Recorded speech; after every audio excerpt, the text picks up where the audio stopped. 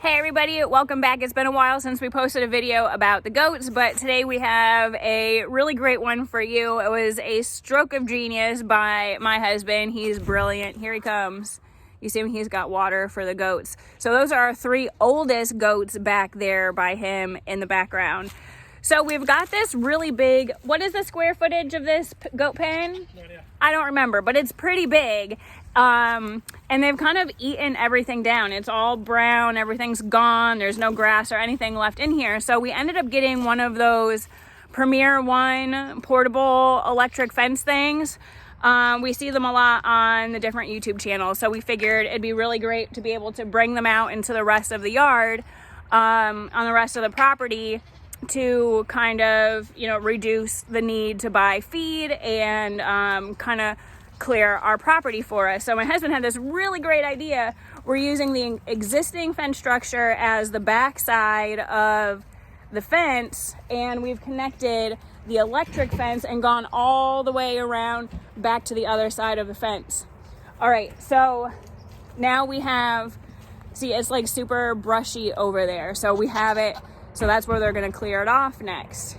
So the next thing that we had to do was create a way for them to get in and out, because trust me when I say moving those goats around in the fence was such a pain in the ass, but now they're gonna do it themselves.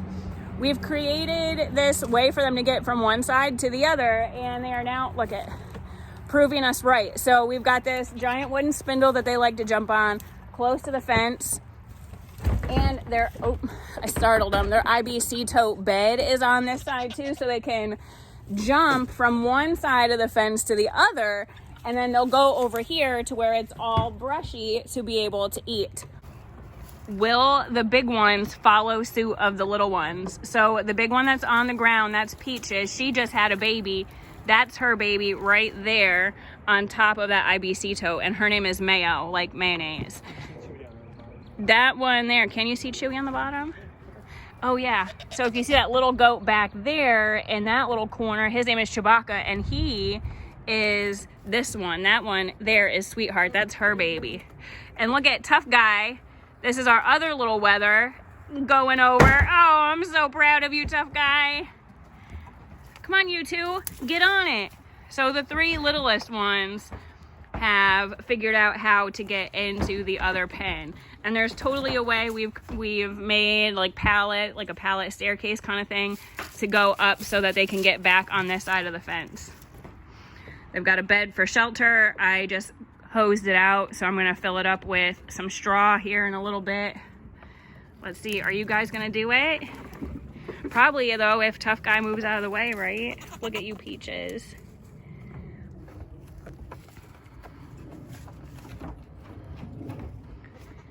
You got anything to add? How hard was it? It wasn't hard. It was Really easy. awesome. Talk about the setup of the fence. Well, it's pretty simple. We just connected it over here, put our stakes out there about where we thought we wanted the perimeter to be, cleared out some areas we needed to clear out, and then connected the other end, and then moved it accordingly to get it all nice and taut.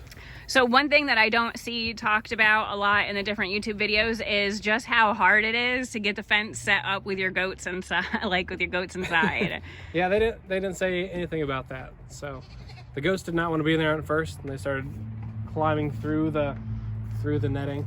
But yeah, It was a pain in the ass, and the goats got in the yard, and we had to chase them around, and that was a good cardio day. it was. I think we figured out a way to not do that ever again. Which is this way here. So what we'll ultimately end up doing, there's Chewbacca right there.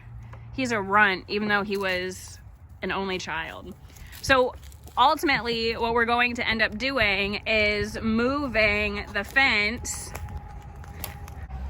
So what we're ultimately going to end up doing is moving the fence from spot to spot. So where this one ends over here, because our property is like mostly wooded. So here's the end of the fence on this side. I don't know how big it is. I didn't measure how much space we took up. But then when they're done clearing off over here on this side, we're gonna move the fence so that now they're gonna clear off over here, and then so on and so forth, make it so that they're going to clear the land all around their existing goat pen, and then that'll make it easier for us when we want to add another field fence for more animals. So I hope that this video was helpful in some way. The fence is hard to move, land is expensive to clear. Use your goats, and let me know what you think if you try it out. I'd like to know.